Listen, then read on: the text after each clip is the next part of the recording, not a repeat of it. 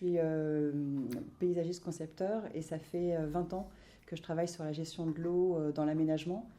Donc essentiellement les aménagements de villes, de quartiers, de parcs, peu l'aménagement du territoire. J'ai surtout travaillé sur la gestion de l'eau de pluie, mais forcément l'eau de pluie c'est la première ressource, donc c'est aussi c'est la première goutte avant que ce soit l'eau de la rivière, avant que ce soit l'eau potable, avant que ce soit enfin tout le cycle de l'eau, quoi. Donc j'ai essayé de composer un retour d'expérience de ces 20 années passées, à me confronter à différents problèmes techniques et puis essayer de comprendre aussi les logiques qui animaient l'assainissement, pour sortir des logiques d'assainissement tuyau et retourner vers des fonctionnements plus naturels qui sont dans les espaces urbains et dans les espaces naturels. Bref, vous allez voir tout ça. Alors démarrons déjà par votre territoire, avec une petite donnée quantitative sur la pluviométrie. Dans cette carte, la région, enfin l'Hérault n'est pas spécifiquement démontré, mais c'est à peu près 600 mm par an que vous avez en pluviométrie annuelle. Et vous voyez que c'est une moyenne, la moyenne française c'est 700 mm, un truc comme ça. Donc on est un peu en dessous de la moyenne française, mais c'est pas catastrophique en termes quantitatifs, j'allais dire.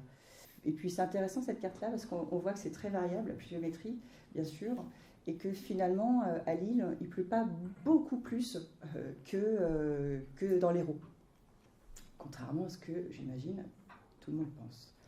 Par contre, le régime est bien différent, puisque vous, alors on le voit ici d'ailleurs, tac, on va dire qu'on est entre Nice et Perpignan même. Les 600 mm arrivent en à peu près 55 jours par an, alors qu'à Lille, les 700 mm arrivent en 130 jours par an. Effectivement, on voit bien qu'il pleut 2,5 fois plus souvent là-bas, donc ça veut dire 2,5 fois moins fort. Parce que forcément, les pluies sont plus régulières et de plus faible intensité. Donc vous êtes ici sur un régime torrentiel, je ne vous apprends rien, mais ce qui est intéressant, c'est de voir un petit peu la ressource par mois et puis ce que ça fait à l'année, donc c'est-à-dire 630 mm par an. On en reparlera plus tard pour voir ce que ça veut dire en termes de ressources. Ce régime pluviométrique, il a façonné en partie, bien sûr, le paysage, mais aussi la façon dont les humains se sont installés dans ce paysage, que ce soit les parties agricoles et le rapport aux rivières et puis la construction des villages. Alors, le travail en terrasse qui a été réalisé sur une grande partie pour les vergers, le maraîchage, l'élevage, bien sûr, c'est à la fois pour garder la terre et pour garder l'eau, pour avoir aussi des surfaces planes pour cultiver, mais il y a aussi le fait de conserver l'eau et le sol, éviter l'érosion. Dans les villages, alors là, c'est des photos de Saint-Guilhem-le-Désert, qui n'est pas très loin. On voit ce qui m'avait marqué quand j'avais visité Saint-Guilhem il y a maintenant une bonne quinzaine d'années, c'était qu'on lisait la présence de l'eau partout, même par temps sec. Et autant par temps sec que par temps de pluie, j'allais dire. Donc ça commence par des gouttières vernissées, c'est beau, quoi. On voit que l'eau, c'est une ressource, je trouve, le fait de ce soin qui est porté à l'outil de collecte. Et les gouttières, elles arrivent à ciel ouvert, elles n'arrivent pas dans une grille, dans une canalisation. Donc l'eau s'écoule à ciel ouvert autour de la partie piétonne, ou de la chaussée. Elle reste toujours à ciel ouvert, parce que finalement, on peut passer au-dessus, il y a les dalles percées, c'est-à-dire qu'on ne l'enterre pas, elle reste encore au niveau de la ville.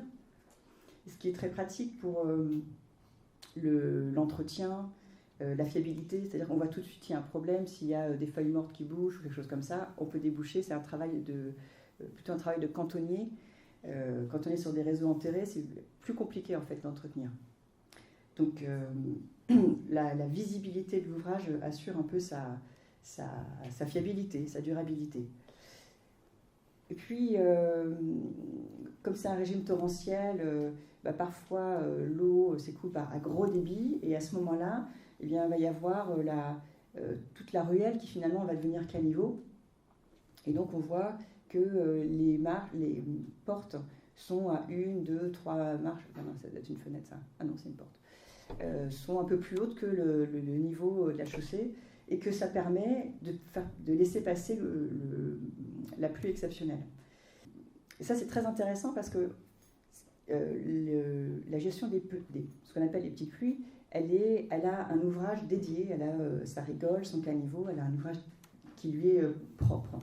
Par contre, pour les grosses pluies, c'est l'espace public qui, à ce moment-là, va servir d'ouvrage, parce que les grosses pluies, c'est, on va dire, 5-10 fois par an. Donc ça veut dire que pendant les grosses pluies, la ruelle a cette la fonction hydraulique. Ça veut dire que 360 jours par an, elle sert de rue. Donc quand il pleut, finalement, que ça serve de caniveau, ça gêne personne, parce que personne n'est dehors pendant que c'est des très grosses pluies. Donc on voit ici la polyvalence de l'espace public qui, 5-10 fois par an, a aussi une fonction hydraulique. Ça évite de construire un ouvrage hydraulique qui ne servirait que 5 fois par an, qui serait énorme, qu'il faudrait entretenir, qui coûterait très cher à la réalisation, etc. Donc le fait de mutualiser la fonction urbaine et la fonction hydraulique, ici, est source à la fois d'économie, mais aussi de durabilité, parce que c'est quelque chose, du coup, c'est l'entretien de l'espace public qui entretient l'ouvrage d'assainissement, si vous voulez. Alors on continue, toujours dans Saint-Guilhem, toujours la même balade, dans les parties pentues, où là on devine aussi que quand ça coule fort, ça doit couler partout en même temps. Cette eau qui coule en ville, dans l'espace public, ça lui donne... Bon, dans la pente, ça accélère, mais ça accélère toujours moins dans une canalisation. C'est-à-dire que le fait qu'elle circule dans la ville fait qu'il y a une rugosité de la surface, des petits emmarchements, des méandres, etc., qui vont quand même la ralentir, alors qu'une canalisation, ça accélère le débit de l'eau. Donc c'est un des autres avantages de garder l'eau à ciel ouvert. Voir des petits systèmes de terrasses là dans les escaliers qui vont aussi temporiser et agir comme des mini-bassins, des mini-bassins d'orage. Le pluie va d'abord aller dans la terre. Si c'est une petite pluie, elle restera dans la terre, elle irriguera la plante qui pousse dedans. Et puis si c'est une grosse pluie, il pourra y avoir un débord. On continue toujours à ciel ouvert et ça nous permet d'arriver à la rivière au niveau du sol et non pas en enterré, parce que quand on arrive avec une canalisation, après, quand on arrive à la rivière, comment on fait? Enfin, il faut réussir à se raccrocher, ce qui n'est pas toujours évident en termes d'intégration. Alors qu'en restant à ciel ouvert, on va avoir plutôt une multiplicité d'arrivées de l'eau qui va diffuser l'eau au lieu de la concentrer, qui va faire une arrivée plus respectueuse pour différentes raisons du milieu naturel. Puis cette même rivière, là c'est un tout petit peu en amont de Saint-Guilhem, avant le parking. On voit la rivière à sec, enfin le lit de la rivière. Donc un peu un fonctionnement en oued où y a de l'eau quand il pleut et où malgré tout on sait que c'est destiné à ça et les espaces sont laissés disponibles pour l'écoulement de l'eau assez largement, c'est-à-dire avec un lit mineur et puis un lit majeur. On le voit ici. Et puis, encore une fois, le fait que ce soit à ciel ouvert, alors là on parle d'une rivière, donc on est bien sûr sur des débits forts, mais c'est la même logique que quand on est sur des petites canalisations dans les villages en fait. C'est-à-dire que le à ciel ouvert va aussi permettre de ralentir, de freiner par la rugosité du matériau, et puis surtout par l'espace qui est donné à l'eau, qui va lui permettre, enfin il faut donner du temps et de l'espace à l'eau pour qu'elle puisse se ralentir, se dépolluer et rejoindre le sol et la nappe phréatique. Donc tous ces espaces-là sont essentiels, même si il y a forcément des moments où ça coule très fort, et bien quand même, il y aura quand même une partie qui passera dans le sol. Donc il y a peu d'obstacles. Donc là, le passage est fait en petits guets. Donc c'est vraiment pensé pour l'écoulement de l'eau temporaire. À nouveau des petits guets. On voit encore une fois le lit mineur, mais aussi, je suppose que pour les fortes pluies, ça doit, la route, le chemin qui est à côté, doit servir aussi d'écoulement. Voilà, donc ce que j'avais nommé une cohabitation de longue date. On continue sur les quais.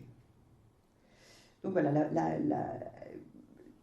l'eau à Saint-Guilhem est présente depuis les gouttières jusqu'à la rivière, jusqu'au lit mineur et lit majeur de la rivière, dans une sorte d'adaptation, une cohabitation de longue date qui a donc construit ce paysage-là. On voit l'intelligence des habitants qui ont construit avec les matériaux locaux, la pierre du coin, etc., un fonctionnement, enfin un paysage qui peut vivre l'inondation, parce que ça arrive avec la pluviométrie qu'il y a ici, mais qui est résilient, qui peut vivre. Là, par exemple, s'il y a eu beaucoup d'eau, certes, on peut peut-être pas marcher là, mais on peut marcher ici. Donc, ça veut dire que ça fonctionne encore. Donc, les avantages de cette adaptation, c'est à la fois, effectivement, garder l'eau et garder la terre en place et limiter l'érosion. C'est ce dont on a parlé, c'est-à-dire d'avoir un système pour les petites pluies, donc les caniveaux, et puis un système pour les grosses pluies, pour les pluies d'orage, qui va être la rue. Garder l'eau à ciel ouvert, c'est effectivement ciel ouvert, c'est-à-dire que c'est visible, donc on peut voir s'il y a des problèmes, on peut intervenir dessus, donc ça garantit la fiabilité des ouvrages dans le temps, ça ralentit le ruissellement, et puis on évite donc de concentrer le rejet des eaux de pluie dans la rivière à fort débit quand il pleut. Il y a aussi un autre truc intéressant à ciel ouvert, c'est que c'est forcément gravitaire, c'est-à-dire qu'on n'est pas dépendant d'une pompe de relevage, parce que parfois, pour des questions techniques, on arrive avec des réseaux assez profonds et on ne sait pas se rejeter sans pompe de relevage vers un autre réseau. Alors ça, donc il faut qu'au moment où il y a l'orage, la pompe de relevage fonctionne pour bien envoyer vers l'autre réseau, alors que souvent c'est le moment où ça pète, où le truc saute, donc finalement ça ne marche pas. Donc, quand on est à ciel ouvert et gravitaire, c'est beaucoup plus simple. C'est le slow tech, quoi, ça marche. Garder, alors là, c'est la partie rivière, donc garder les lits mineurs et les lits majeurs ouverts, c'est-à-dire sans construction, sans obstacle, ça permet à la fois de ralentir l'eau, mais de lui laisser, de la laisser passer aussi, mais de lui laisser le temps et l'espace pour éventuellement prendre un peu plus de place et avoir le temps de au moins irriguer un peu le sol, peut-être avoir le temps de s'infiltrer vers le sous-sol et réalimenter la nappe phréatique. Et donc là, c'est une gestion des eaux de pluie type, on parle d'hydrologie, c'est le grand cycle de l'eau. C'est-à-dire, on n'est pas dans les tuyaux, on est dans le fonctionnement du grand cycle de l'eau. Donc c'est celui-ci. Donc le grand cycle de l'eau, c'est effectivement les pluies grâce au système hydrographique de surface, donc les rivières, les bras morts de rivières, les petits lacs, les étangs, les zones humides, la ripiscive. Enfin, il y a une très grande quantité d'espace, même s'ils ne sont pas en eau permanente, même s'ils sont en eau temporaire que pour les orages, sont des espaces qui vont permettre à l'eau de s'infiltrer à travers les couches perméables du sol vers la nappe phréatique pour alimenter la nappe qui est donc notre réservoir d'eau. On a d'autres réservoirs d'eau, les rivières, mais qui viennent aussi de la nappe, c'est celui-ci. Ça va aussi permettre l'alimentation juste des sols en surface, donc le maintien de la végétation, puis son bon fonctionnement, sa croissance, sa santé, et l'évapotranspiration qui participe à la qualité de l'air et puis au rafraîchissement de l'air, etc. Donc cette eau de surface alimente tout un système à la fois donc, qualité de l'air, évapotranspiration, îlot de fraîcheur, et puis bien sûr notre ressource en eau potable.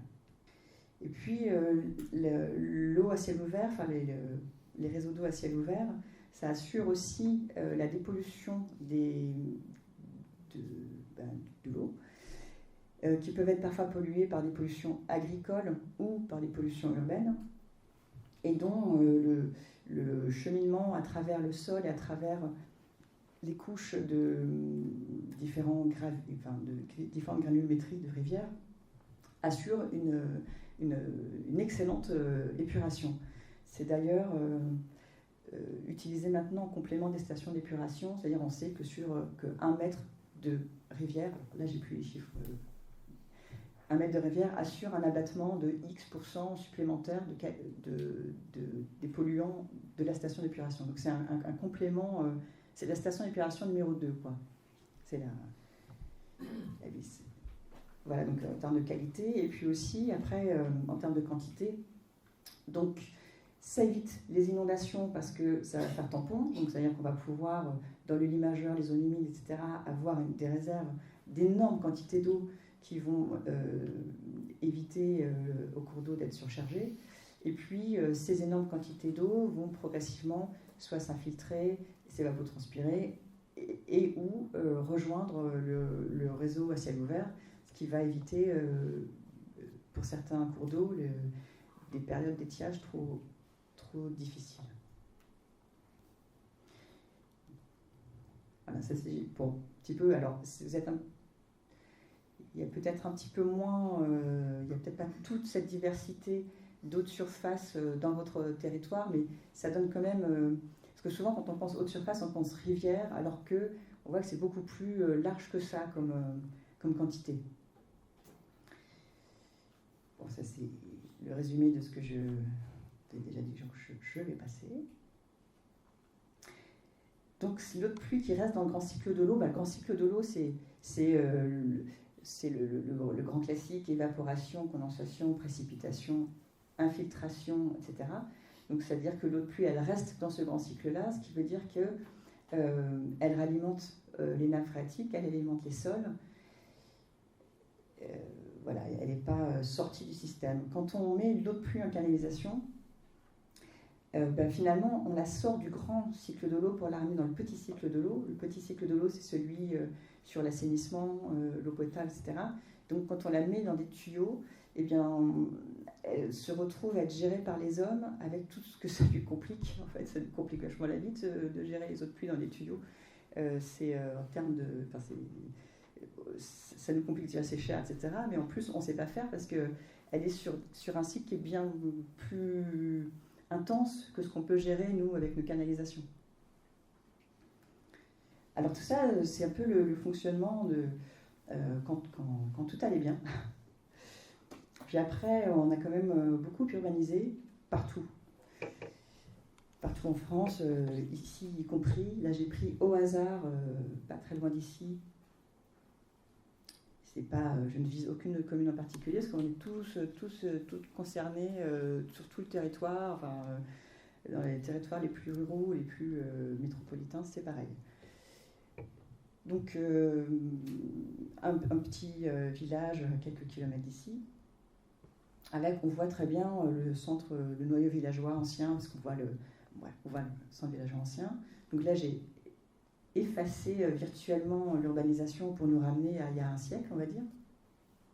Et donc il y a un siècle, quand il pleuvait, les parties minérales, les toitures par exemple, peut-être, on va dire qu'il y avait un peu de rejet d'eau, de ruissellement vers le territoire autour, et puis tout le reste était globalement, déjà probablement beaucoup plus boisé que ça, beaucoup plus de couvert végétal avant le remembrement, etc.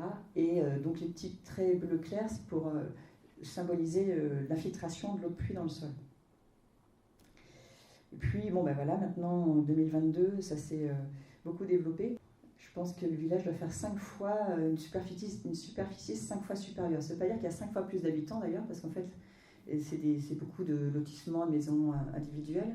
Mais en tout cas, en superficie, il occupe au moins 5 fois plus. Et donc ça, alors bien sûr, c'est un schéma, c'est pas le vrai schéma d'assainissement de la commune, mais ça doit pas être très très très loin, mais ça ressemble à ça, un schéma d'assainissement. Il y a des petits collecteurs qui vont vers des collecteurs un peu plus gros, qui vont eux-mêmes vers des collecteurs un peu plus gros, et ainsi de suite. Et du coup, à la fin, tout arrive en canalisation, Et donc on a un très fort écoulement en canalisation qui sort de ce village-là. Et après, ça va où? Ça va rejoindre une autre canalisation, peut-être ici, là, peut-être sous la Varie, peut-être. Ou encore une autre, qui va encore rejoindre une autre, qui va encore rejoindre une autre. Et à la fin, ça va arriver dans une rivière. Donc, vous imaginez bien que le débit qui va arriver dans la rivière va être énorme, parce que cette eau, elle va arriver très vite, accélérée par les canalisations. Elle va arriver très vite et en très grande quantité, puisque ça va être d'autres communes comme celle-ci qui vont se rejeter. Elle va arriver très vite et elle va arriver souvent de pas très bonne qualité. C'est-à-dire qu'une eau de pluie qui tombe là et qui s'infiltre, elle ne crée pas de problème. Ce qui va créer un problème, c'est quand elle va ruisser sur des surfaces sales. Donc finalement, elle va se salir en passant dans les canalisations. Alors effectivement, on a beaucoup... pour toutes ces surfaces revêtues, les toitures, les voiries, on a créé des canalisations. Donc l'eau de pluie est entrée dans le petit cycle de l'eau. Et c'est un peu passé la même chose pour les rivières. Donc là, c'est un secteur près de Toulouse. C'est pas tout à fait... l'exemple est représentatif, de toute façon. Donc on a une précipitation de 700 mm par an. Vous voyez, c'est pas si loin de ce que vous avez ici non plus. Et donc, sur un territoire rural relativement vallonné, on a eu une disparition progressive des rivières et des lits majeurs des rivières. Pas des lits mineurs, mais au moins des lits majeurs. Donc, on voit ici une carte d'une rivière et qui, assez tôt, ça n'a pas attendu les 30 Glorieuses, a été rectifiée. Donc, rectifiée, c'est-à-dire qu'on fait un tracé rectiligne. Donc, pour que le canal du Midi passe, il a fallu rectifier la rivière. Et puis, cette rivière rectifiée, elle ne pouvait plus... on voit ici, hein, là, les prairies humides, les bras morts, etc. Ça permet, quand il pleut, à l'eau de s'étendre dans son lit majeur. Donc, n'ayant plus cet espace-là et la ville de Toulouse se développant beaucoup, il y a eu des grandes inondations de la plaine agricole, au lieu que ce soit juste le lit majeur de la rivière. Et donc, du coup, ce qui s'est dit à cette époque-là, c'est, bon alors, pour pas qu'il y ait d'inondation, il faut que l'eau s'en aille vite. Donc, on va canaliser la rivière comme un grand tuyau à ciel ouvert. Alors, ils n'ont pas pu le couvrir parce que c'était trop cher, mais des endroits, on l'a fait. Hein. Et des endroits, on a fait des dallots, donc, enfin bref, on a mis la rivière dans des... Alors, pas des tuyaux ronds, mais souvent des tuyaux rectangles. Donc là, ça n'a pas été recouvert, mais c'est tout comme, c'est-à-dire, vous voyez, un tracé rectiligne avec des talus raides. Donc, alignement et recalibrage. Donc, je ne vous cache pas qu'il y a d'autant plus, il y a toujours des inondations, du coup. Enfin, ça n'a pas réglé le problème. Et puis, ça existe aussi à l'échelle des petits ruisseaux. Là, c'est donc, juste un ruisseau, voire des fossés.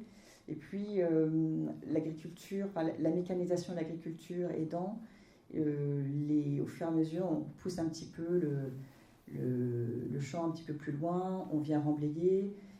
Donc, on voit ici, on voit même plus petit ruisseau, quoi. Donc là, on l'a finalement transformé aussi en une sorte de canalisation, parce qu'il ne peut pas s'étendre, il ne peut pas sortir de son lit pendant le temps de pluie. Et s'il sort de son lit, ça va forcément être un peu catastrophique parce que ça veut dire qu'il va devoir sortir au-dessus un petit peu des merlons. Enfin, donc on crée finalement presque un système de catastrophe attendue, annoncée. À vouloir évacuer le problème, il vaut mieux vivre avec la question de l'eau que d'essayer de la cacher parce que quand elle ressort, c'est pire. Alors là, pareil, avec des parois en béton. Là, c'est pas l'agriculture, c'est l'urbanisation. Vous voyez, au fur et à mesure, le truc est devenu de plus en plus près. Vous posez la clôture. Ils ont mis, voilà, forcément, quand il pleut, il y a de forts débits qui arrivent parce que toutes les gouttières, le parking d'Intermarché, le parking du gymnase, le toiture du gymnase, enfin tout, va venir ici. Puis là, c'est encore toujours dans le même secteur. Hein, c'est quelques kilomètres carrés, ça. C'est carrément, donc on voit en bleu le tracé d'un ruisseau.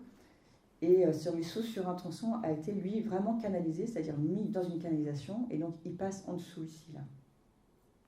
Donc ça, c'est un regard pour aller visiter, enfin pour aller voir si tout se passe bien dans la rivière. Donc là, ça a carrément été busé. Donc là, il n'y a plus ni mineur ni gli majeur. Donc évidemment, vous verrez après les conséquences. Alors l'autre intervention qu'il y a eu, c'est la modification des pratiques agricoles avec le remembrement notamment, toutes les modifications liées à l'après-guerre, qui ont, entre autres, la suppression des haies, etc., aussi participé grandement à la suppression des zones humides, ce qui fait qu'en 100 ans, il y a 70% des zones humides qui ont été drainées, comblées ou asséchées. C'est énorme, 70%, c'est énorme. Alors, j'ai lu il n'y a pas longtemps qu'il y avait la perte de biodiversité, c'était 70% en un siècle, et je crois que c'était le couvert végétal ou les haies, je ne sais plus, 70% en un siècle. Donc je me suis dit que c'était la même punition. Sauf que malheureusement, ça ne marche pas d'utiliser, de tout mettre en canalisation. Ça, c'est l'endroit où il y a la canalisation, la rivière est busée. Les derniers tronçons de cette canalisation, ils ne tiennent pas parce qu'il y a tellement d'eau qui arrive que finalement il y a de l'érosion, ça s'est cassé, ça n'a pas tenu.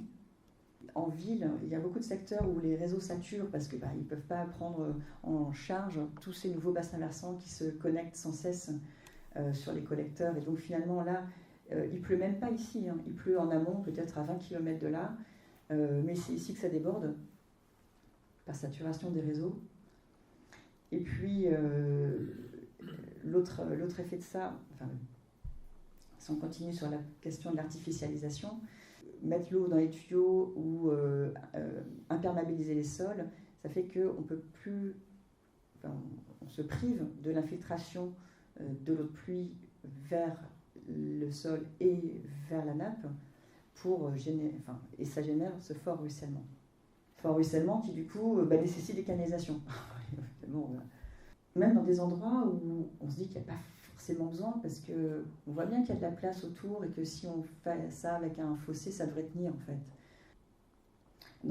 Dans ce schéma-là, on perd la ressource eau. Je parlais des 600 mm tout à l'heure. Elle est exportée, c'est-à-dire qu'elle va ni dans le sol, ni dans le sous-sol, elle n'irrigue rien, elle va plus loin. Et dans ce plus loin, donc dans ce cours d'eau où elle finit, elle va créer des désordres. Elle va créer des désordres parce qu'elle arrive vite, elle arrive en mauvaise qualité, elle arrive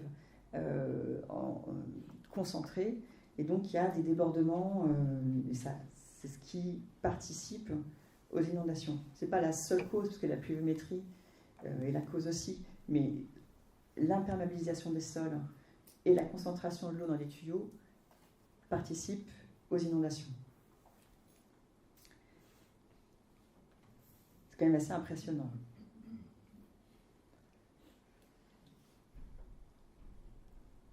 Avec les problèmes d'érosion, de glissement, de durabilité des infrastructures que ça peut générer.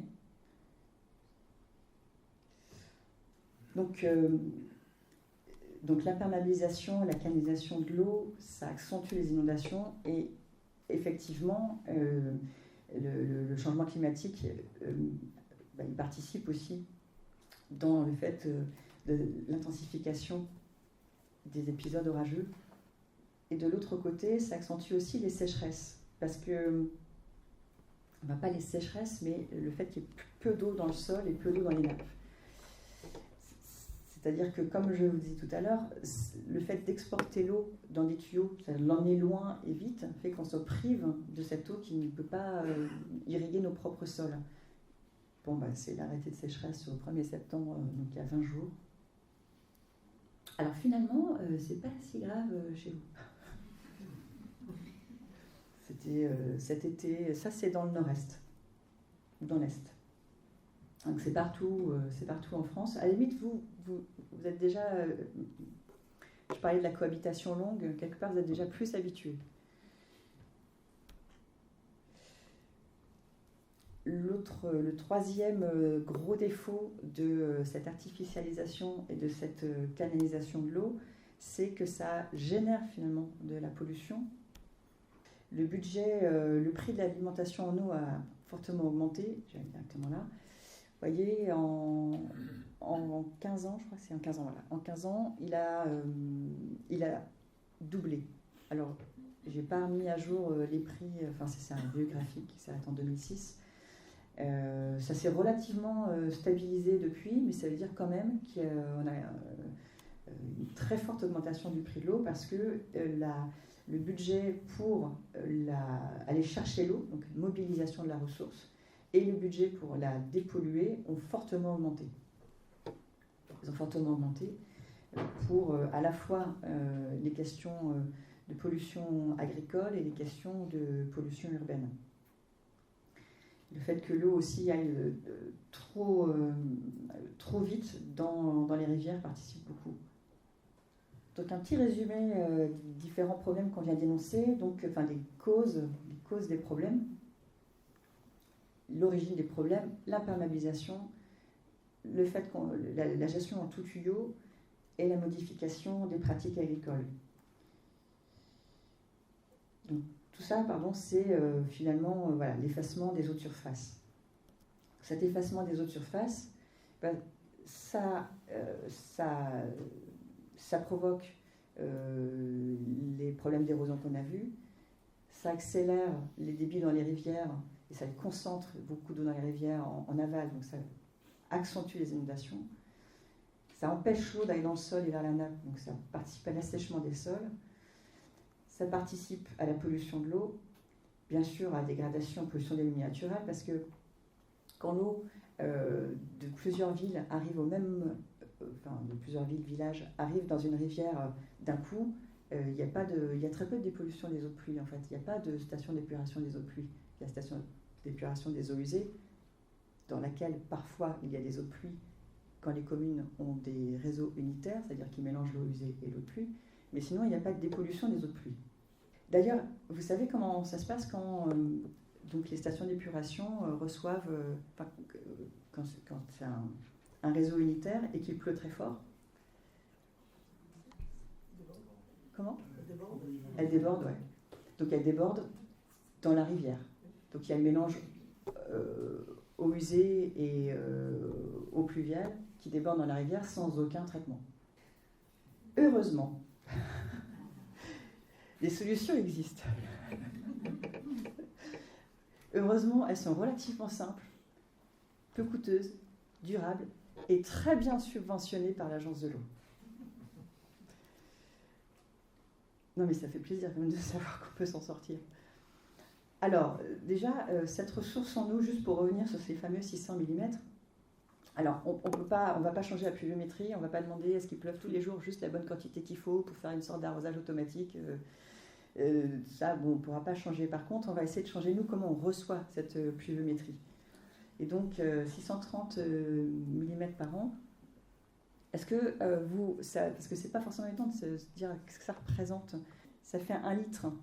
1 millimètre, c'est 1 litre par mètre carré. Enfin, 1 millimètre de pluie, quand il tombe 1 millimètre. Voilà. C'est-à-dire que chaque mètre carré produit quelque part 1 litre quand il tombe 1 millimètre. Donc 630 mm par an, ça veut dire que ça fait 630 litres d'eau par mètre carré par an. Donc ça veut dire, par exemple, pour une place de parking, 6 mètres cubes.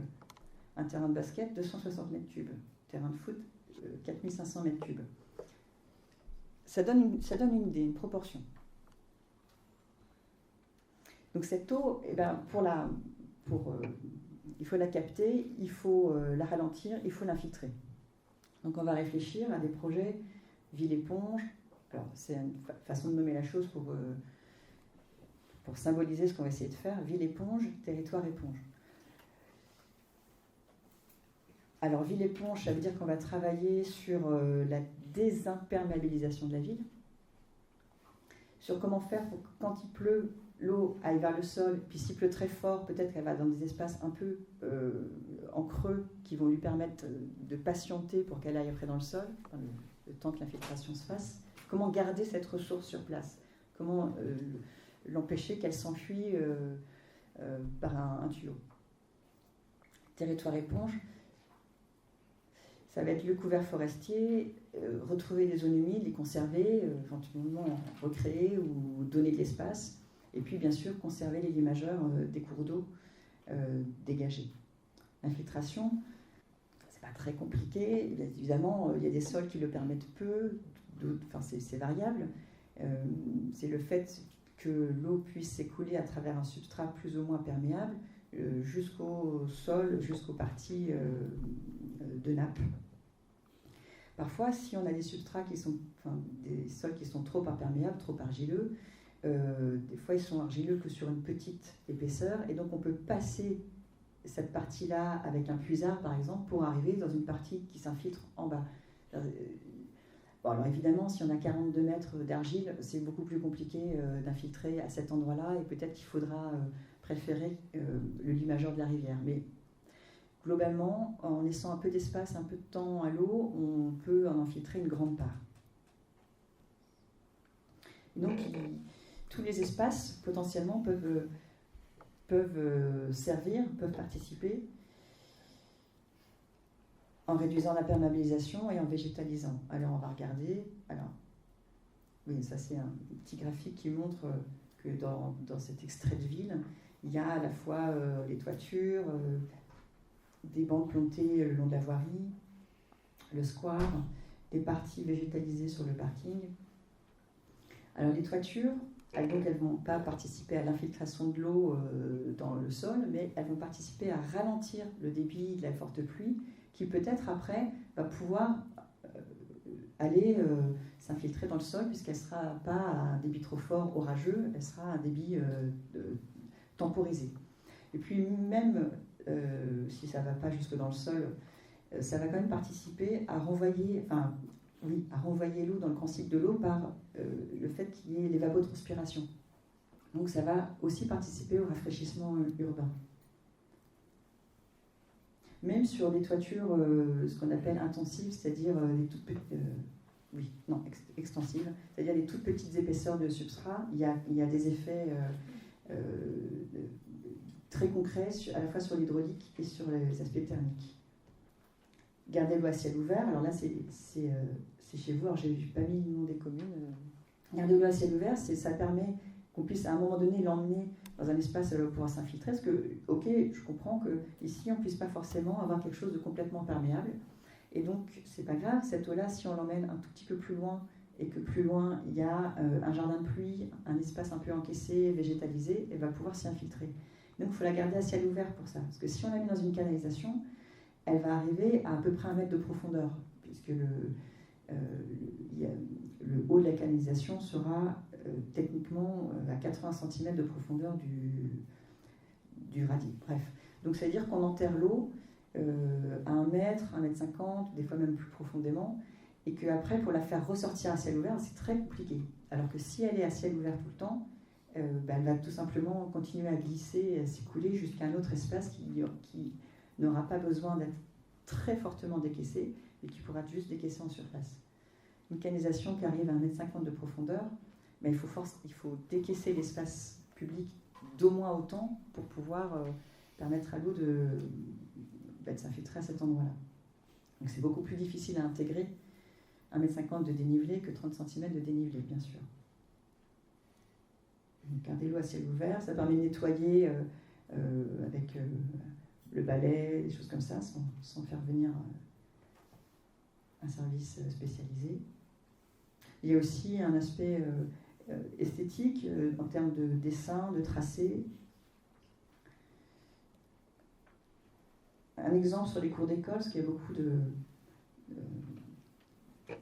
désimperméabilisation de cours d'école en ce moment, et c'est très bien. Donc sur cette cour où il y avait, je ne me souviens pas la surface, mais il y a 60% d'enrobé qui a été supprimé, au profit donc de bancs plantés avec pas mal d'arbres, un fort paillage pour permettre une meilleure reprise des végétaux, permettre une meilleure infiltration de l'eau, etc. Et puis en termes d'usage, c'est chouette parce qu'il y a beaucoup plus de promenades qu'avant, c'est-à-dire qu'avant il y avait un seul espace, finalement les enfants étaient toujours un peu au milieu, alors que là il y a plein de sous-espaces.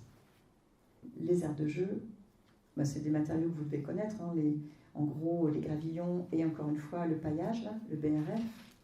Ça, c'est des surfaces, quand il pleut, qui peuvent complètement laisser, qui sont pratiquement transparentes d'un point de vue hydraulique. On peut même imaginer, et ça se fait, que cette aire de jeu soit légèrement en contrebas, c'est-à-dire 30, 40, 50 cm plus basse que ce qu'il y a autour, ce qui veut dire l'équivalent de 2 marches, 3 marches, 4 marches peut-être, intégrées dans un profil en douceur, bien intégré. C'est très discret, enfin, il n'y a pas de sensation d'encaissement. Au contraire, pour une aire de jeu, c'est pas mal parce que ça fait une sensation un petit peu d'un espace où on se tient. Et donc, ça peut complètement servir à la fois à infiltrer ses propres eaux de pluie, mais aussi à infiltrer des eaux de pluie qui viendraient d'autres espaces qu'il y a autour, la toiture, la médiathèque qui est à côté, etc. Finalement, ça peut être un bassin d'infiltration, un bassin d'orage et d'infiltration. C'est-à-dire que quelques fois par an, il y aura peut-être 10, 20, 30 cm d'eau, mais encore une fois, ce sera les 5 fois par an où il y a une pluie exceptionnelle. Et ce n'est pas à ce moment-là, en général, qu'on sort à l'aire de jeu avec les enfants. Enfin, moi, je ne le fais pas. Mais, donc, c'est pas grave qu'il y ait une fonction hydraulique quand de toute façon, il ne peut pas y avoir la fonction urbaine. Les terrains de sport, c'est la même fonction. On voit un terrain de basket ici qui est légèrement encaissé. Vous voyez, on voit le talus comme ça. Et il va servir de bassin d'orage. Après, l'eau, soit elle s'infiltre, bref, ça permet de ralentir le débit de l'eau qui va arriver soit dans un endroit où elle va pouvoir s'infiltrer, soit dans la rivière. Ça participe à lui donner du temps et de l'espace. Ici, il n'y a pas de surcoût pour l'ouvrage hydraulique. On est sur plusieurs centaines de mètres cubes stockés gratuitement, ou presque. C'est-à-dire que le seul surcoût, c'était le nivellement en creux. Mais sinon, vous voyez que l'équipement, c'est le même. C'est-à-dire qu'il y a la même peinture au sol, il y a le même panneau de basket. Et en plus, ça fait un petit endroit pour s'asseoir sur le côté, ce qui n'est pas désagréable. Est-ce que vous avez une idée du coût des bassins d'orage enterrés au mètre cube? C'est entre 500 et 1000 euros du mètre cube. On a souvent des bassins de 100 mètres cubes, c'est rien du tout. C'est très peu, quoi. C'est des petits bassins, quoi. Donc 100 mètres cubes, c'est déjà 100 000 euros. 1000 mètres cubes, c'est plus courant, c'est 1 million. 5000 mètres cubes, c'est très courant, c'est-à-dire 5 millions. C'est le prix d'une école. Pour un ouvrage qui va servir que quelques fois par an, parce que c'est que pour les grosses pluies, qu'il va falloir entretenir. Voilà, le coût des ouvrages enterrés est très important, alors que l'espace public peut être polyvalent, multifonctionnel, et avoir cette fonction hydraulique sur sa surface. En plus, quand on fait un bassin enterré, il y a aussi l'aménagement de surface qu'il va falloir faire au-dessus. C'est-à-dire que si vous avez un terrain de basket au-dessus de votre bassin enterré, vous allez payer le bassin enterré et le terrain de basket. Alors qu'ici, vous ne payez qu'une seule fois, au prix du terrain de basket. Un autre terrain de basket. Donc là, c'est toutes les voiries qui sont en amont. Elles arrivent en canalisation parce qu'on n'avait pas la place de les gérer autrement. Et elles arrivent dans ce bassin d'orage, terrain de basket. Donc, vous voyez, il peut s'inonder sur cette hauteur d'eau-là, c'est-à-dire 40 cm de hauteur. Et donc, on peut s'asseoir sur le rebord. Donc, ça fait une espèce de grand banc. C'est comme une baignoire, quoi. C'est comme une bassine qui va fonctionner pour les grosses pluies. Alors celui-ci, c'était un bassin d'orage départemental qui a été transformé en terrain de sport. Donc c'est une démarche un peu différente. Mais on est sur des très gros volumes, par exemple, sur 20 000 mètres cubes. Parce que ça concentre des très très grands bassins versants urbanisés. Donc au moins, il y a une fonction urbaine sur ces secteurs-là. Désimperméabiliser, végétaliser les espaces publics, ça va permettre à la fois de limiter le ruissellement, puis de permettre à ce ruissellement de pénétrer dans le sol. Là, c'est à Nantes, c'est des quais au bord de la rivière. Et, vous voyez ici la grande bande plantée qui est en cours de travaux, là. Et puis la façon dont des espaces ont un peu été percés, comme ça. C'est-à-dire que le revêtement a été retiré. Et la place, c'est l'espace vert, des arbres ont été plantés depuis. Donc en termes d'usage, finalement, on a toujours le même dégagement, la même largeur. On peut toujours se promener, on peut toujours circuler. ça ne limite pas vraiment les usages du lieu. Au contraire, ça les enrichit parce que ça fait des secteurs ombragés. Je parle juste d'un point de vue urbain, parce que d'un point de vue hydraulique, évidemment, c'est bien supérieur. Le parvis d'une église, ou une bande plantée en pied du bâtiment, et puis une autre bande plantée au milieu du parvis. Cette bande plantée, vous voyez peut-être un léger décaissé, assez discret, il doit y avoir 10-15 cm maximum, ce qui permet aux eaux de pluie de ruisseler, aux eaux de pluie qui ruissellent directement en surface comme ça, d'avoir le temps, pour une grosse pluie, de s'infiltrer dans la fosse de plantation. Donc pour les petites pluies, on ne voit pas d'eau en surface, ce sera que pour les pluies exceptionnelles où on verra quelques centimètres d'eau en surface, qui seront là le temps que ça s'infiltre. Donc ça permet aussi de prendre la ressource eau de tout un secteur pour l'emmener vers les arbres, vers là où il y a besoin d'eau. C'est en micro ce qu'on appelle la trame verte, c'est la trame verte et bleue. C'est-à-dire, on fait superposer là où arrive l'eau à là où il y a le végétal, qui bien sûr a besoin d'eau pour survivre. Un exemple à Colombier, avec la rénovation de la voirie, où on voit un grand espace laissé végétal, et puis ici, c'est cette bande qui, localement, est végétalisée et non minéralisée. Et sur le parking aussi, on voit que certaines places ont été conservées pour le végétal. Là, par contre, c'est en Bourgogne, en Côte d'Or. Ils ont repensé leur place de village qui était tout en enrobée, en la redécoupant, c'est-à-dire en mettant une partie déjà en espace vert et l'autre partie est en gravillon. Donc ici, on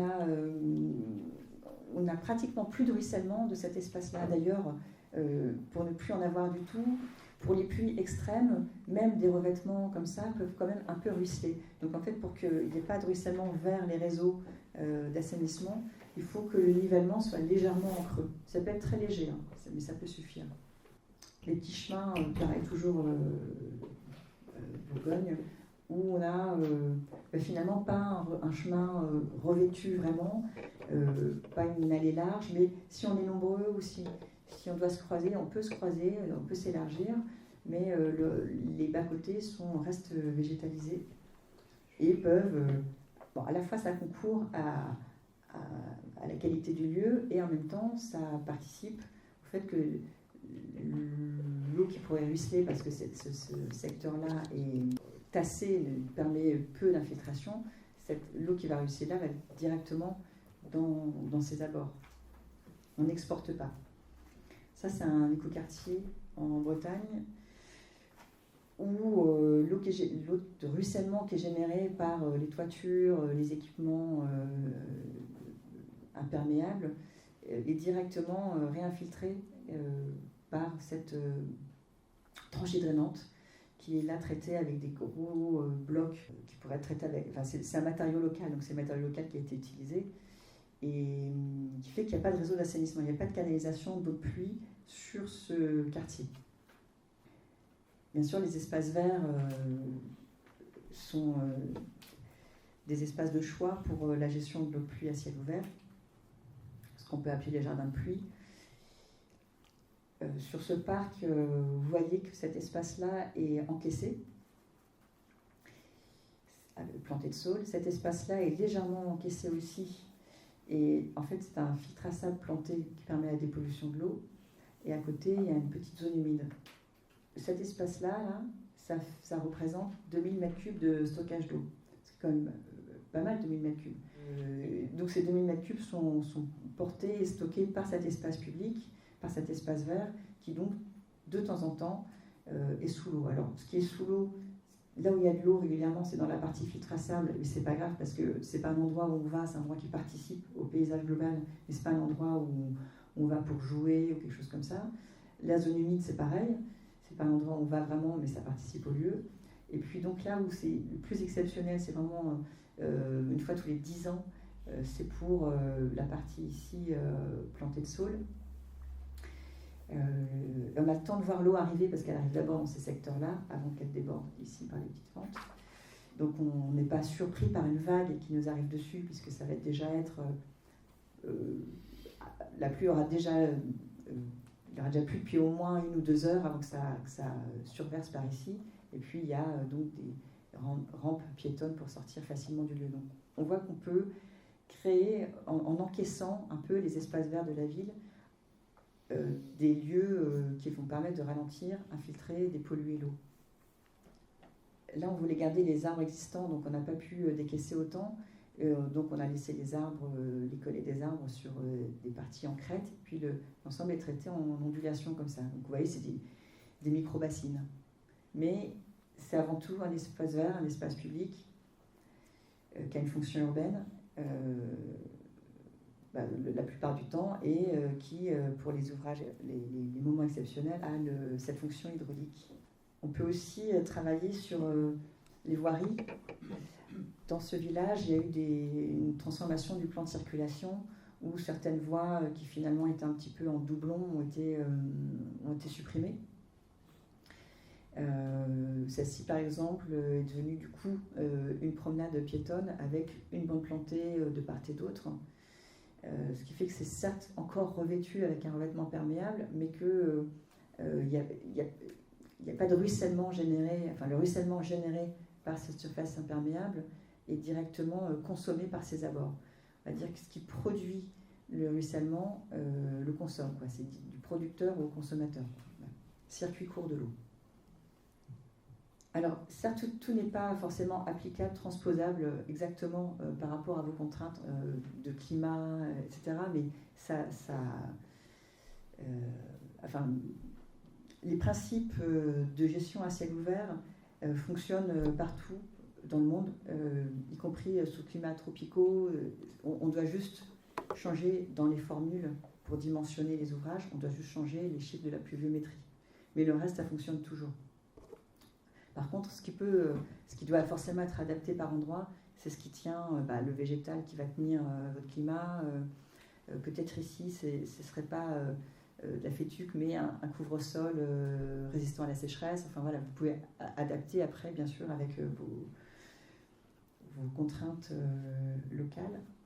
Et ça, les concepteurs, les paysagistes locaux savent bien sûr adapter ça. Donc là, il n'y a carrément pas d'enrobé sur la voirie, c'est un mélange terre-pierre, donc c'est-à-dire qu'il est porteur. Ça peut être circulé par les voitures, mais finalement, cette rue ne servait qu'à l'accès de quelques maisons, donc il n'y a pas un fort, il n'y a pas de transit qui passe par cette rue-là. Et donc, le reste ça génère quelque chose assez qualitatif. Et puis, il y a quand même des secteurs là, par exemple ici c'est un puisard qui est en dessous, c'est-à-dire que s'il pleut trop et que l'eau n'arrive pas à percoler suffisamment vite à travers le terre-pierre, elle peut aller dans le puisard et elle va aller plus rapidement vers le sous-sol. Donc ça va demander à juste réfléchir au nivellement, à la topographie, pour que l'eau de pluie aille bien vers le point bas, enfin placer les avaloirs évidemment en point bas. Alors on voit le terre-pierre, parce qu'on voit bien les pierres apparentes. Ils n'ont pas forcément toujours le même aspect, parfois ils sont beaucoup plus fins en surface, c'est variable. Il y a aussi les pavés à joints gazonnés, un autre mélange terre-pierre.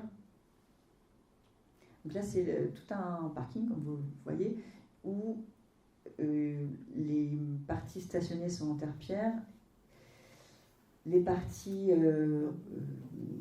véhiculées, roulées, sont en stabilisé, et donc on a assez peu finalement déjà de ruissellement, et le peu de ruissellement qu'il y a va directement dans l'Anou, l'espace en creux qui est juste à côté, dans lequel sont plantés les arbres. Donc ce qui a été pensé ici spécifiquement, c'est forcément un petit peu la pente. C'est-à-dire que là, il faut que la place de parking ait une petite pente, ça peut être 1%, c'est très peu, qui aille vers ici. Ici, pareil pour le chemin, 1% par ici. Le fait qu'il n'y ait pas de bordure continue, là, c'est juste des bastins bois qui font chasse-roue. Donc, c'est une bordure discontinue. Sinon, évidemment, si on a une bordure non arasée ou continue, l'eau ne pourra pas aller vers l'espace qui est là. Puis les arbres sont vraiment plantés là où l'eau va arriver, c'est-à-dire qu'on leur assure une irrigation plus importante. On est sur des ouvrages peu coûteux, avec un entretien à ciel ouvert, donc relativement facile et durable. À Salasque, il y a un terre-pierre qui a été mis en place. Donc c'est pas une technologie très compliquée à mettre en œuvre. Après, chacun a un peu sa recette sur le terre-pierre en termes de quantité de pierre, quantité de terre, granulométrie, etc. Il y a plusieurs écoles, mais qui ne donnent pas tout à fait le même rendu à la fin. Donc on a quand même une réduction de la surface minérale qui est... alors, il reste la bande centrale qui reste enrobée, circulée, mais on a donc les deux bandes latérales qui ne sont plus. Donc on a plus qu'un tiers minéral, imperméable, et 2 tiers en terre-pierre. Donc c'est déjà énorme. C'est-à-dire que même si on ne fait pas tout, même si on se dit des fois, bah non, je ne peux pas parce que il y a un parking, il faut bien... Enfin, c'est la voie pompier, il faut y accéder avec une voirie enrobée, etc. Certes, mais même si on retire que quelques surfaces, ça va déjà baisser 10, 20, 30, 40, 50% l'imperméabilisation, et c'est déjà ça de gagner. Ce qui permet aussi de laisser de l'espace pour les plantations qui vont d'une part probablement recevoir l'eau qu'il y a autour, mais globalement avoir des sols plus humides, puisque l'eau de pluie qui va s'infiltrer là va humidifier l'ensemble du sol.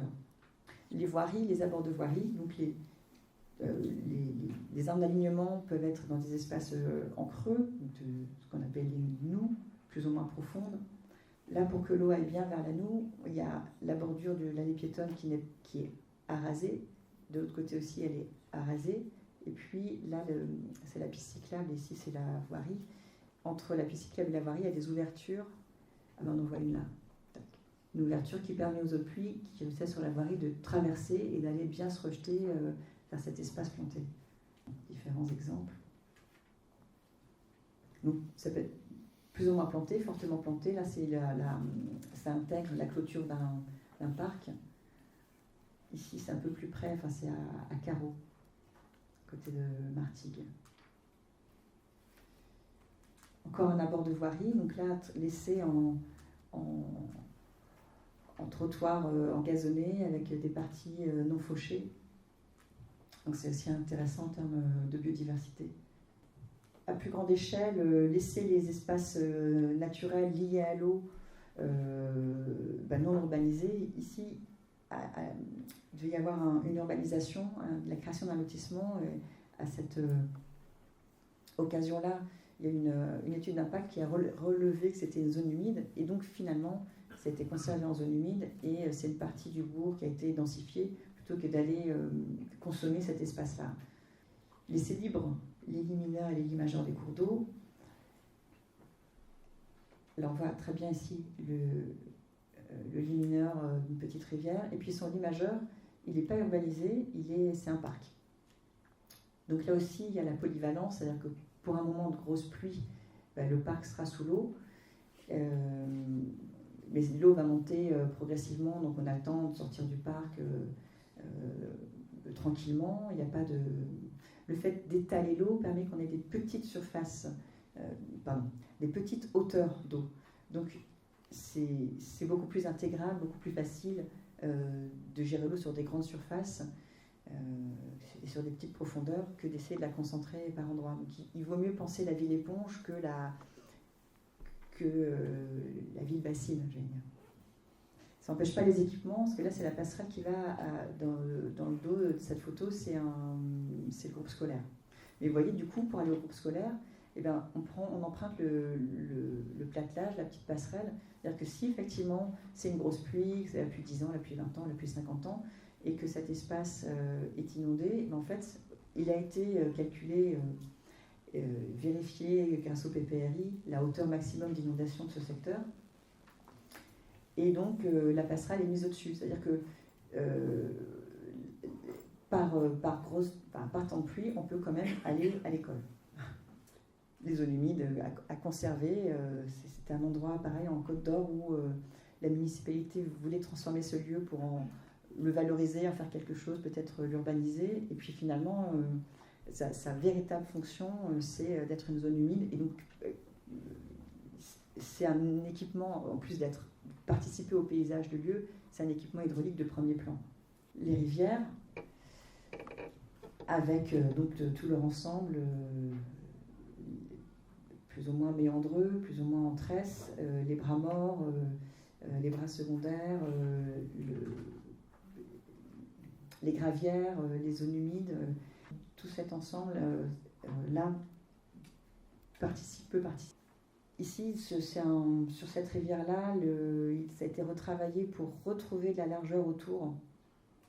C'est-à-dire qu'avant, c'était un bassin d'orage en plastique pour l'équipement routier qu'il y a au-dessus. Et finalement, ça a été transformé en lit majeur de rivière. Quelques exemples de renaturation où on redonne... ce qui est intéressant, moi, ce qui m'intéresse, c'est pas tant le fait d'aller replanter que le fait de laisser l'espace et d'aller éventuellement regagner l'espace là où ça avait peut-être été inutilement obstrué. On pense à des constructions qui ne devraient pas exister dans le lit majeur, oui, des cours d'eau, par exemple. Et donc ici, on voit bien que le travail, ça a été de réouvrir et de redonner aussi de la granulométrie, c'est-à-dire qu'il y a eu un apport de matériaux granuleux pour que le cours d'eau puisse, à sa façon, retracer ses méandres, retracer ses frayères, ses gravières, et puis la nature, c'est elle qui va replanter ce qu'il lui faut, c'est pas tant l'humain qui sait toujours parfaitement. Donc ça, c'est vers Toulouse, là, c'est la rivière qu'on voyait tout à l'heure qui était canalisée avec les deux talus très fortement, très forts, très marqués, avec donc des élargissements qui ont été créés. Donc il y a eu forcément du coup des acquisitions foncières qui ont été faites pour pouvoir retrouver de la largeur par endroit. C'est ponctuel du coup, c'est pas sur tout le cours du cours, c'est pas sur tout le cours d'eau, mais ça participe énormément. Enfin, les conséquences hydrauliques sont très visibles, c'est-à-dire que ça réduit énormément, tout simplement l'inondation des parcelles qu'il y a autour. Et ça, la qualité de l'eau a fortement progressé. Donc on voit effectivement que c'est pas toujours facile de réintervenir en termes de topographie quand les parcelles sont venues trop près, quand les parcelles agricoles se sont fort rapprochées, mais au moins par endroit, ça fonctionne.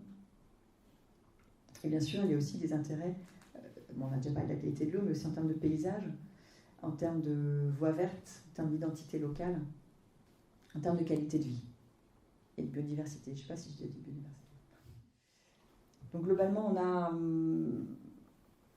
c'est un petit peu résumé ici, les points d'action.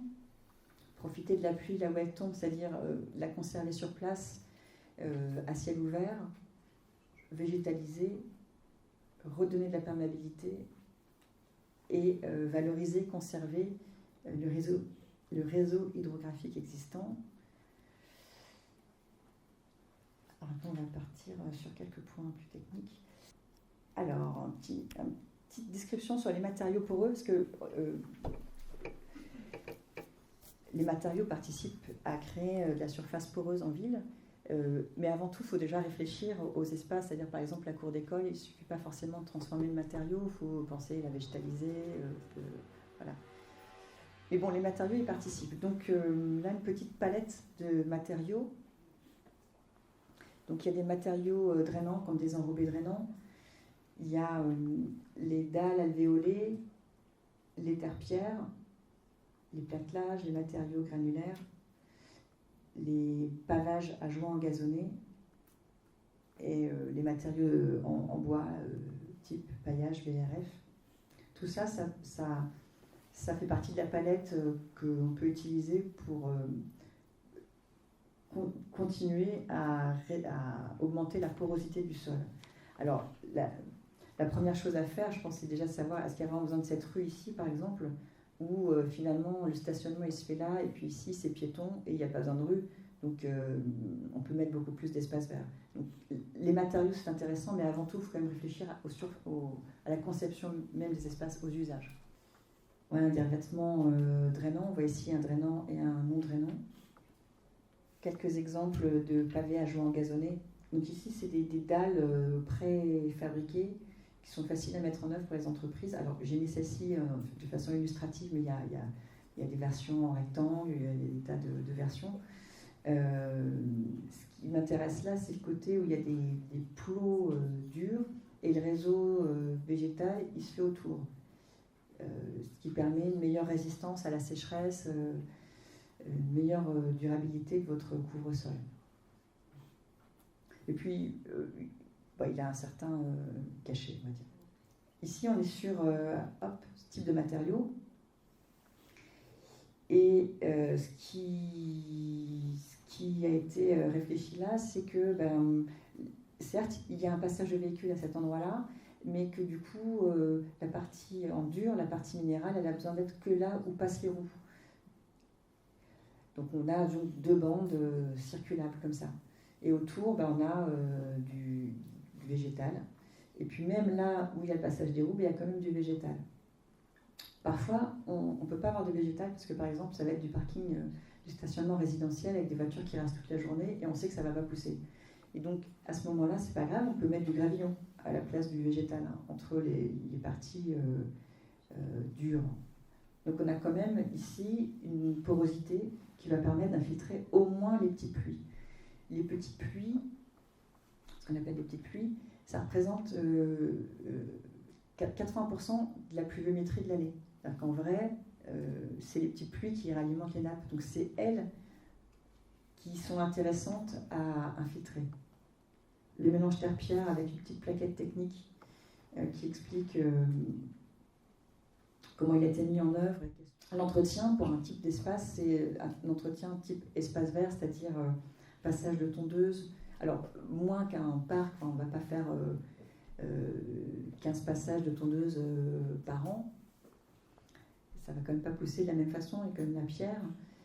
Mais voilà, ce sera à tondre ou à faucher. Sachant qu'on peut aussi se dire que c'est que les parties beaucoup utilisées qui vont être tondues au fauché, et que le reste, c'est en gestion différenciée. Donc, vous pouvez coupler d'autres démarches à la gestion de l'eau, vous pouvez coupler la gestion différenciée, par exemple, des espaces verts. Voilà l'aspect en surface.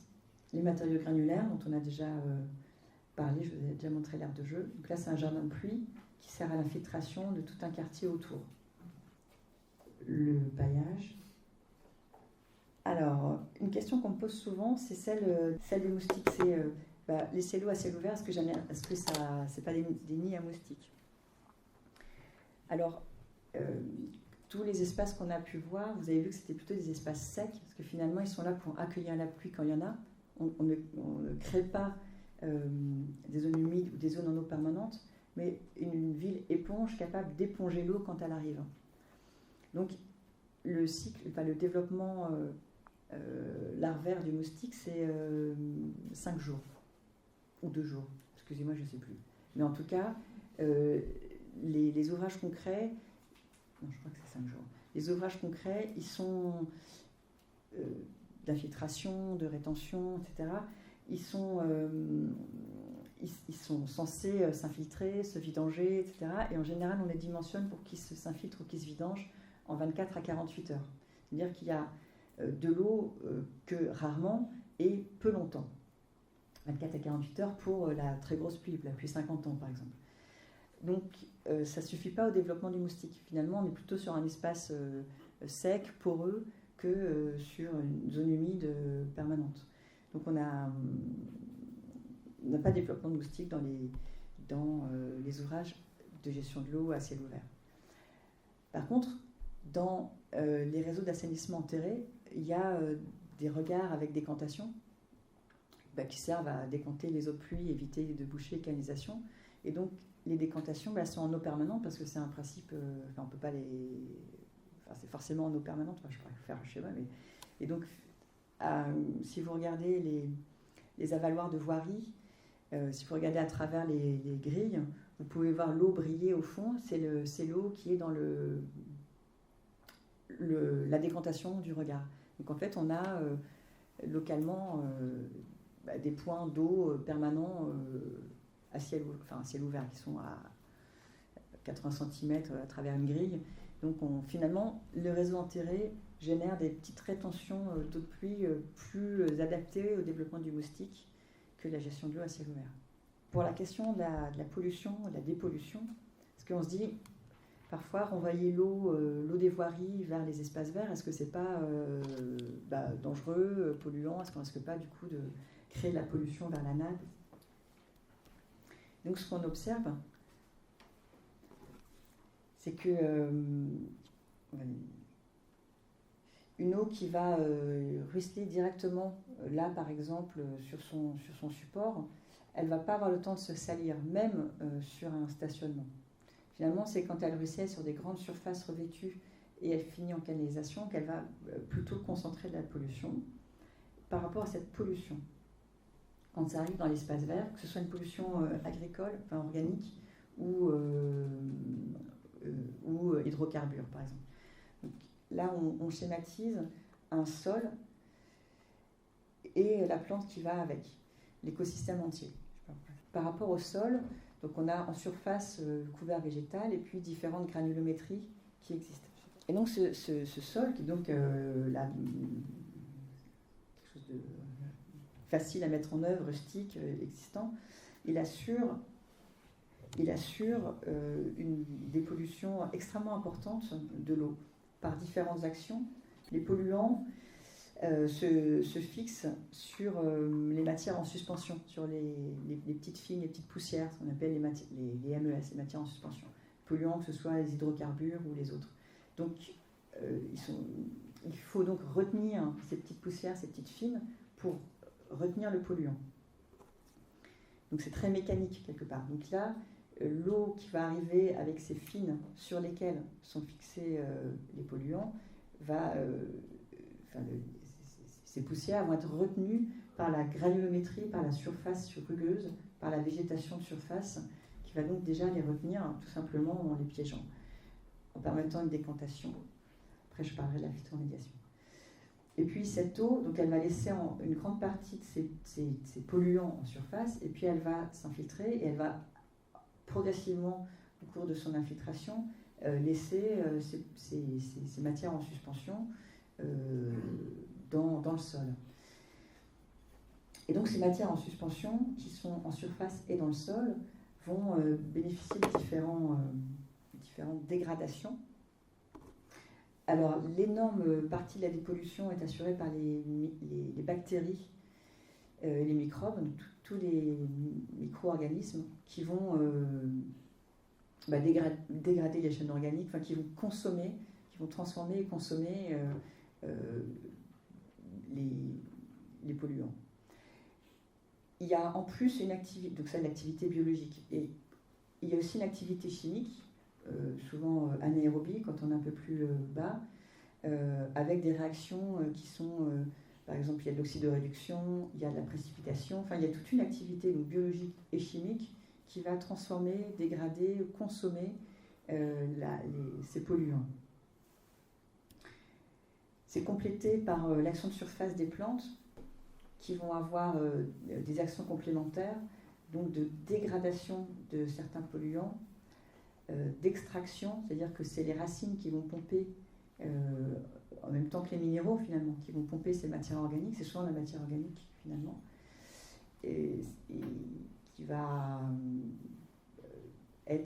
peut être consommée, dégradée ou volatilisée par le système aérien. Vous allez me dire, mais du coup, il va y avoir beaucoup de pollution dans ces quelques centimètres là de sol. Enfin, si on envoie les grands bassins versants ici, le sol va être très pollué, ça va finir par polluer la nappe, par exemple. Donc les tests qui ont été faits, donc depuis, c'est des tests qui ont été réalisés sur 20 ans, 30 ans, Donc il y a des grandes périodes d'expérimentation longue. Donc, je vous explique ce test. Donc on a une voirie qui est ici, et puis on collecte l'eau de la voirie ici, donc à 1 mètre de la voirie. C'est-à-dire que l'eau est passée sur une bande plantée d'1 mètre avant d'être ici collectée pour être analysée. Ici, c'est 2 mètres, donc l'eau de la voirie, qui est une voirie à fort trafic, ruisselle avant d'être collectée ici pour être analysée. Et ici, c'est 4 mètres, donc c'est le même principe à chaque fois. Donc on analyse l'eau qui n'a pas été filtrée donc à 0 mètre. Donc là, on ne voit pas, mais il collecte l'eau directement de la voirie. Donc on a à peu près 55 mg de matière en suspension par litre. Et puis, dès qu'on s'éloigne à 1 mètre ou à 4 mètres, eh bien, on descend de moitié déjà ce qui reste dans l'eau qu'on a collectée. C'est-à-dire qu'il y a plus de la moitié, un peu plus de la moitié, parce que là on est vers 22 et ici on est à 58. Donc on a 60, au moins 60-70% qui s'est déjà déposé sur l'herbe. Enfin, oui, c'est ça. Donc c'est pour ça qu'on demande autour des cours d'eau d'avoir une bande de 5 mètres d'espace vert, parce que en fait ça va suffire à capter les polluants qui pourraient aller vers la rivière.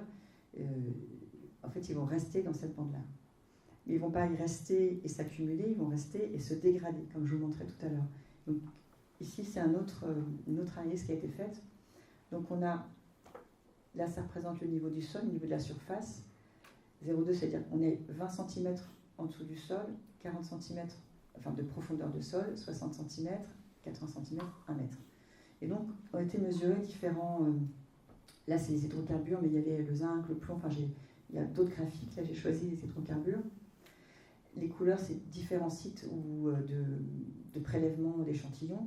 Et donc, si on prend ici, n'importe, on prend le vert, eh bien, en surface, il y avait... l'eau qui était arrivée en surface était fort polluée. Et progressivement, on voit que l'eau qui est prélevée à presque à 40 cm n'a pratiquement plus trace de polluants. Et à 1 mètre, il y en a plus que pourcentage résiduel extrêmement faible. Donc on voit que sur 1 mètre de profondeur de sol, en gros le sol a filtré et puis dégradé des polluants. Donc c'est un système peu cher qui fonctionne très bien et qui est durable, puisqu'en fait c'est l'écosystème lui-même qui va extraire, filtrer, renouveler, dégrader, évapotranspirer. Enfin c'est tout ce qui se passe dans le sol en activité biologique et chimique, plus les plantes qui vont faire leur affaire finalement de cette pollution-là.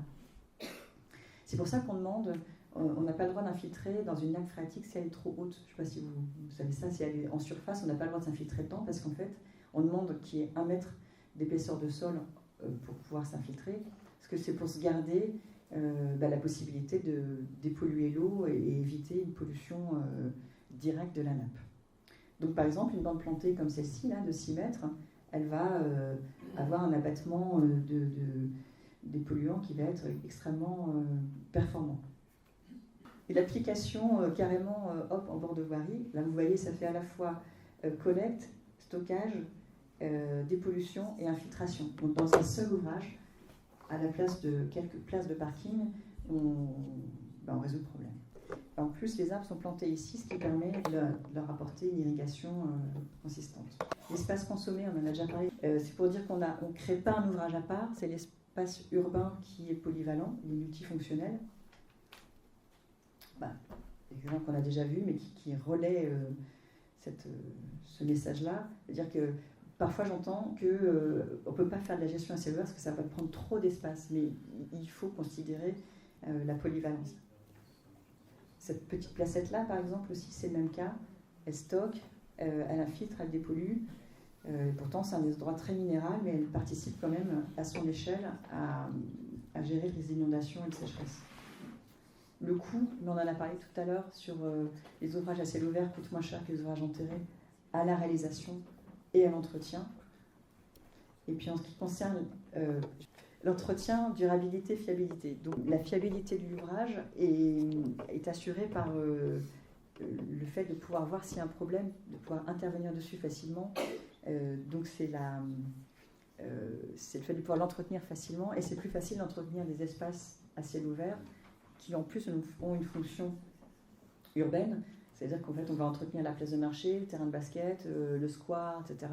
On va penser à l'entretenir puisque c'est quelque chose qui fait partie de notre tissu urbain, enfin, dont on se sert, dont on a besoin. Beaucoup plus qu'un ouvrage enterré. Et les ouvrages enterrés sont très largement non entretenus. Alors, j'ai pas mis toutes les photos où en fait c'est complètement colmaté. C'est entièrement colmaté. Et il faut que la pompe de relevage fonctionne au moment où ça doit fonctionner. Alors que quand c'est des espaces intégrés, en fait finalement c'est l'espace public lui-même à entretenir. Donc en termes de durabilité, c'est beaucoup plus durable. Voilà. Il faut penser à quelques petits trucs que les concepteurs mettront en œuvre, quelques petits trucs spécifiques à la gestion de l'eau à ciel ouvert, par exemple. Quand l'eau emmène avec elle les polluants, on en parlait, mais elle emmène du coup avec elle aussi les mégots, des choses comme ça. Et donc si on ne veut pas devoir aller ramasser les mégots dans les espaces verts, on peut mettre des petites crépines comme ça. Alors, elles se voient très peu en vrai, hein. Vous voyez, ça fait une toute petite bordure qui va permettre de passer ici le balai sans avoir besoin d'aller nettoyer à l'intérieur. Donc il y a des petites techniques à savoir pour que ce soit vraiment le plus durable et le plus intégré, le plus qualitatif possible. C'est ça, les ouvrages enterrés, c'est ça. Parce qu'au début, on sait qu'il y en a un, puis après, on ne sait plus, puis on n'y va pas, et puis voilà, après, ça ne marche plus.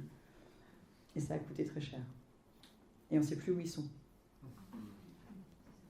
Puis il faut des équipes spécialisées. Enfin, voilà.